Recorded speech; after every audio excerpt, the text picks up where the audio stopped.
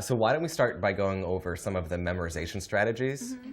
So, guys, does anyone think that any of these memorization strategies actually work? Like, do any of you actually practice any of them? Yeah, I do. You do? I use a cognitive one. What did he call it?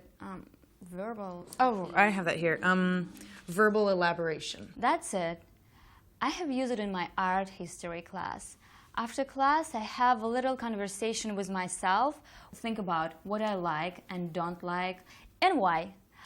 It's really helped me feel more familiar with the material. Well, isn't that kind of common sense? I mean, duh, think about what you've read and heard, don't just memorize it. Yeah. Well, it's kind of different from me. I grew up learning everything via memorization. Really? Just memorizing it, which is a good approach with some things. What about the effective strategy that he mentioned? Like, do any of you think that you can actually change your feelings about a subject? That's a tough one. Like, I'm taking this philosophy class now. I just can't get into it. The professor is so dry. This might help. Last semester, this guy I sat next to in statistics, we started meeting every Sunday at Cafe Roma to study, and we'd have questions prepared for each other and stuff, and it totally helped me survive that class. Oh, so you're saying it's not fair to think about who you're going to sit by in class?